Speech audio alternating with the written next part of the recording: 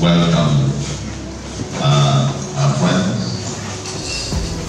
members of the international community, I would say our partners in development, to Anambra State. On behalf of the government and about estimated some 13-14 million people of Anambra State, I welcome you to the light of the nation.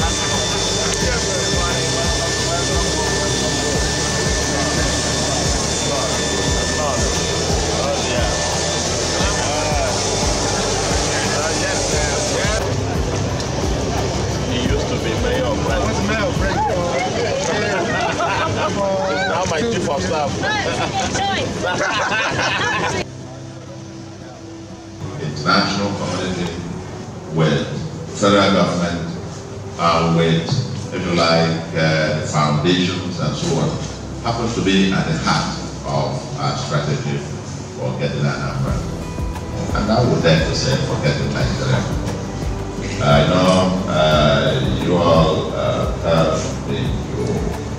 contribute immensely to get Nigeria where it is. Politically, so politics and economy and so on and so forth. I know what they're doing in the Northeast in particular and several parts of the North. And there you come to Anambra, and I'm sure when you think Anambra, you look at some of the statistics which were going on. But part of the message you got from today is to, first of all, to also reward some winners,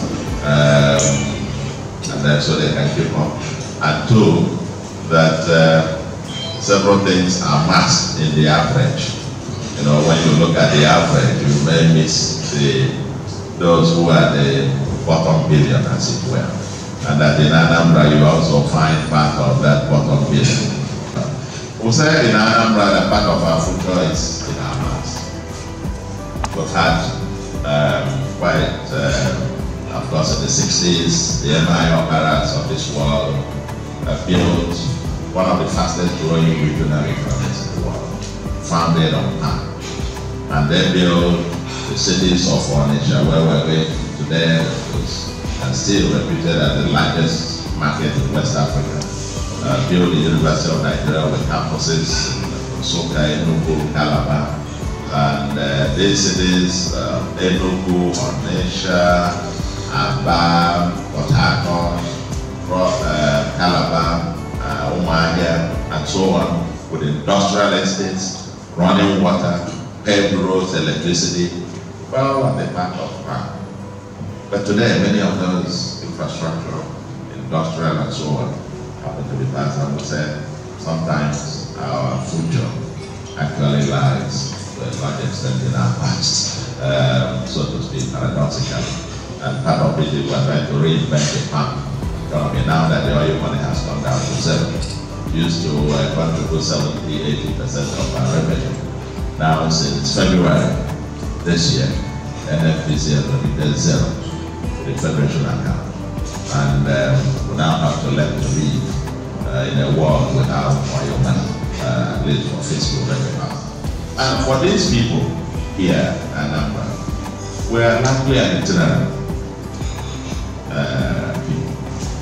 The This state is unique in the sense that it's said that about, this is one state in Nigeria that can be said that more than 50% of its indigenous population live outside of the state. They are everywhere, everywhere. You get to Lagos, you get to Abuja, you want to be able to build a homeland that is livable and prosperous enough that any child born here will only want to go out by choice, not because it's hostile. And we can also, anybody persecuted anywhere who want to come home and into the livable habitat. Anambra is a hub, locational. We have boundary with North Central through Kogi, boundary with South, Delta, rivers, and then boundary with 3 southeastern states. Just a hub, of course, with River Niger passing through. The ports there has not been concession. The Malaysia seaport, in terms of unemployment, that we have the lowest at 30.1%. Largest number of entrepreneurs per square kilometer in Africa. We have the international passenger cargo airport, oil and gas deposits, and we can have gas to power. Second Niger Bridge connecting Anambra and Delta. Natural resource endowment, gas, crude oil, bauxite, kaolin, salt, and so on. But we've got some natural resources. Navigable inland waterways, and tourism. We have a cave, and then our waterfalls, Agro Lake, where we're trying to turn into a real world-class entertainment and leisure resort center. Our weaknesses, our environment remains our existential threat: erosion, flooding, pollution, insecurity, obviously, spiky, but I think we are battling that one with everything we've got. The poor public sector social infrastructure in human health. Anambra has environmentally induced IDPs, so that when they are sacked by flood, they will have a place to go. You see Sakamoria, you are left there. That's part of what we've done, and part of where we're going to partner. When you are left at the south, it was at the upper end of it. That's the way it was before. But we've done quite a bit of cleaning of that. But I was standing on something near that the first time that we went. Dilapidated public school facilities, outdated curriculum, high dropout rates in primary school, and so on. Comes within the top 3, top 4. We're now recruiting doctors. And by the way, we've had schools without teachers. And we're now going through the process, competitive process of recruitment of teachers. And we will be recruited a few thousands of general hospitals. Infrastructure decay, we got our roads. 5 agenda pillars.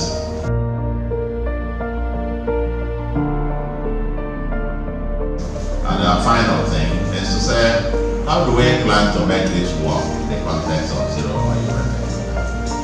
Of course, working everything to digitize our IGR, internally generated revenue system.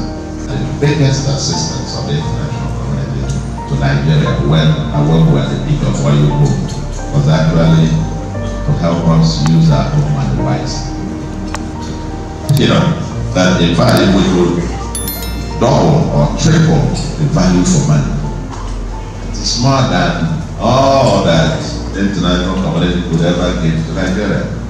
And that's where the pool of expertise that you have in terms of technical assistance, in terms of advice, in terms of, hand-holding, Anambra will not be developed with public resources. Anambra will be developed with private resources.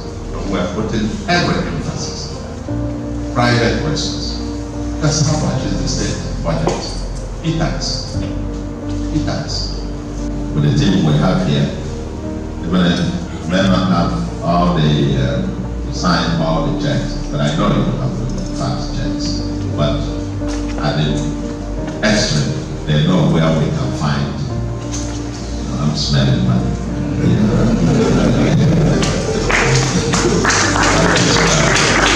Once more,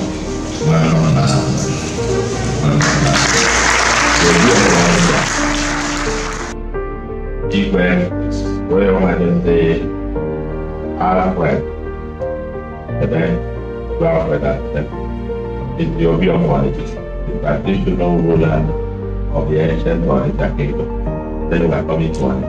That's the traditional ruler. And is the chairman of the Anambra State Traditional Rulers Council.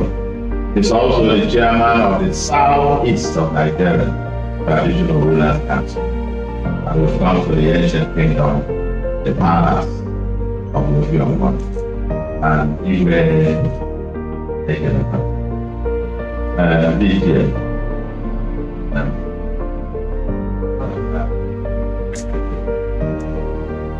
Your Majesty here with us, who have come to pay you a concert hall, happen to be, if you like, describe them as the entire international community in Nigeria, the diplomatic community, and the UN system.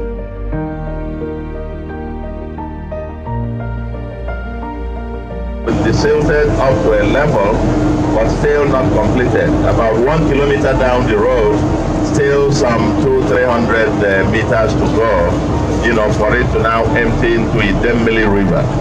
And then from there now to go proceed to River Niger. But so far, in fact, here, I'm sure they have cut down about 2 meters of rescue. About 4 meters. Okay, thank you.